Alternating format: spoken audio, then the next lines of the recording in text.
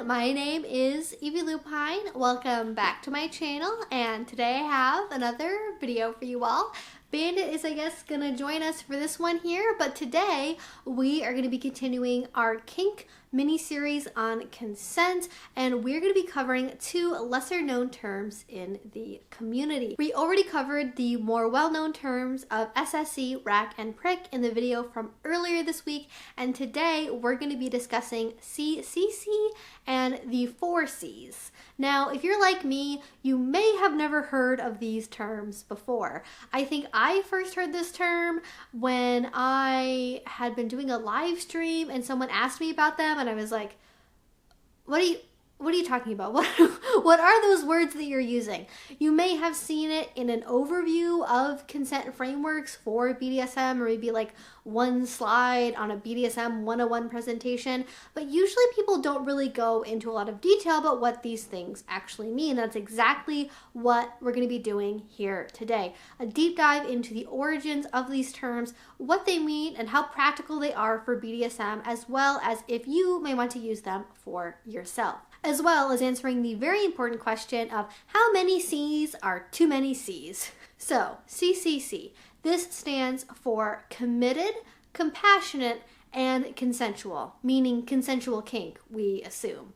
Now, of all of the terms that I have discussed here, from SSC to prick to this one right here, it is by far the most mysterious. I cannot find where this term comes from. I do not know who made it or when. It could be older than SSC. It could have been invented 2 years ago. I have no idea. And that makes defining what CCC is supposed to mean really difficult because we don't have any guide or framework to show us how to interpret these terms. Some people use CCC as more of a mind frame that you're supposed to use when you're getting into a DS or MS relationship, where the dominant is supposed to keep this in mind to have a commitment to being compassionate and consensual with their partners just because of the sheer level of power that they have in their relationship.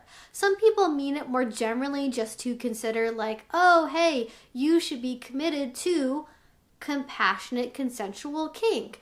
And okay, I guess that makes sense, but when you break down each one of the terms, because of how nebulous they are, it makes it very difficult to pin down what this term is really supposed to be getting at. Because as we already know from terms like prick, because they were defined very clearly by their creators, we know that self-love and self-care and compassion is a core aspect of the responsibility part of that framework. Literally, it is not supposed to negate the mutuality of a caring environment in a DS, MS, or other type of BDSM relationship. And as for committed, that one is particularly fuzzy. I don't think this term is trying to say that you have to date all of your BDSM partners, or that you can only do BDSM if you're in some kind of committed long-term relationship or married, but I'm not otherwise really sure how to interpret this. Maybe it's sort of a general kind of thing to keep in mind, like, hey, when you do a scene with somebody, don't suddenly ghost them and abandon them after you're done. And I think that one could probably be covered by both the consent and the responsibility aspects of the other terms we already have, as well as the idea of being safe and consensual with SSC. And so, as far as I can tell, CCC on its own is kind of an urban legend. It doesn't really have any particular source. It doesn't really seem to have any specific date that it's attached to. It seems to just have been copy-pasted along for long enough where people have taken it as a given that this must exist somewhere. I know I've never met anybody that uses CCC. I've never heard it in a munch discussion. I've never heard anybody bring it up. I've never negotiated with anybody that talks about it. I have gone to classes on consent and BDSM 101 and negotiations over and over and over again from people from across the country, around the world, people that have been doing this since the 1970s, and none of them have ever brought up this term. So I don't really think it's something that you honestly need to worry about, but I do want to shed some light on it because I don't think a lot of people really know about it. Again, it gets kind of lumped together on the list with like SSC, like it's equally as valid or something you're just as likely to run across, but that's not really the case. And so I don't really want to propel this term to live on for another decade through people copying and pasting it again over and over and over when, as far as I can tell, nobody in real life actually ever uses it. I do like that it keeps the emotional and feeling aspect of BDSM a little bit more forward, but other than that, that's really the only nice thing I can say about this term, and I think it's probably better if we just lay this one to rest. Now, on the complete other side of the spectrum, but still a C-flavored take, is another term called the 4C's. And what is unique about this one is, unlike all of the other terms, this one was actually created as part of a publication in a scientific journal back in 2014, which also makes it the most recent of all the terms available to us. And I did actually manage to find a copy of this publication online, so if you want to read it in full for yourself, I'll go ahead and put a link to it down in the description box below. Now, the 4C's that this abbreviation references are caring, communication, consent, and caution. And each one of them are very clearly outlined in the body of the text. So let's go ahead and walk through each one of them now. 1. Caring. Be attentive to the needs and differences of others based on an ethics of care. Allow for others to have their own understandings and worldview, and allow multiple sets of different beliefs and values to coexist. Decisions that are based upon an ethics of care look at the interpersonal and communal ramifications of a decision versus looking at some kind of abstract or seemingly objective notion of justice. Number 2, communication. This one is really simple. Just practice good communication. Talk to your partners before, after, and during a scene. Communication is really important because it is the bridge that goes between caring and caution that allows for deep consent to exist. Number 3, consent. What is interesting here is that this paper proposes that there are 3 layers of consent. First is surface consent. Yes means yes, no means no. Scene consent, which is based upon the discussions and negotiations that would happen before a BDSM scene. And then finally, deep consent, where the situation at hand may be complex or ambiguous, such as perhaps if one person goes nonverbal or the play party is too loud and someone can't hear the other person's safe word. The overall principle here being the acknowledgement that consent on paper is relatively easy, but actually practicing it in real life can be quite messy and complicated, though it is vital to having a good BDSM scene. Number 4 is caution. Caution is the modern answer to the safe used in safe, sane, and consensual. Here, it means to be cognizant of the risk associated with doing BDSM and being aware that there is potential danger. And this does ask us for a similar level of awareness as a term like risk, but without the potential negative frame of mind that oftentimes goes along with thinking about risk. And it also doesn't have the same sense of medical or psychiatric connotations as a term like safe or sane does. End quote.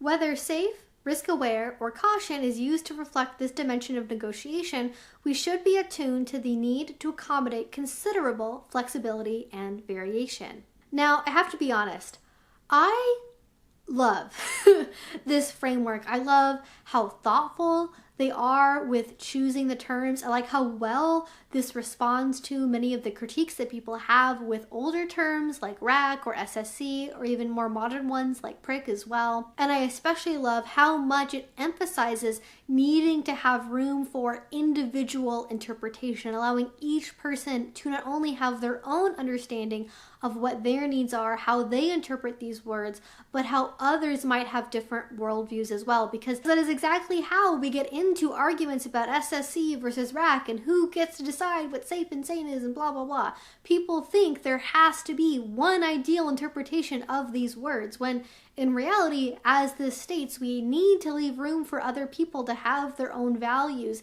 and have conversations about what those values are. And so overall, I do think it allows for a depth of nuance if you want it to. It is something that is easy to understand at a superficial glance as well, so I'm probably hoping a little bit too much, but regardless, I am so grateful that we have such a wonderful and very well put together term that we can use as an alternative. because I do think this does a good job of kind of splitting the middle between RAC and SSC, of incorporating thoughts from both sides of that argument and allowing each to have its own space, and again, to emphasize that aspect of individual interpretation. Now, the only downside I can see here is that this wasn't created in a community space. Things like RAC, SSC, Prick, all of them were made on websites like FetLife or in newsletters as part of BDSM conversations with other BDSM people. And I can see why we might be reluctant to adopt something from academia. However, I don't think that that necessarily means that a person isn't qualified to offer their insight and perspective. We know there are lots of kinky people at high levels of academia that would love to be able to study BDSM in a more formal way, but are constrained by the ethical standards and the general conservatism of the departments that they're with. So I would look very closely at how the people that wrote this paper talked about BDSM communities, talked about things like RAC and SSC, and acknowledged the history behind them, because they do seem to be very well informed, very aware of how BDSM people in BDSM spaces talk about being members of the community. It doesn't read the same way as a lot of academic papers about BDSM do, where they're using terms from 20 years ago and they call BDSM S&M. Like, it seems like this person does actually really know a fair amount about our community. Now, just because it was published in a journal doesn't really mean anything. I'm not saying this term is better simply because it was like scientifically proven to be correct or something,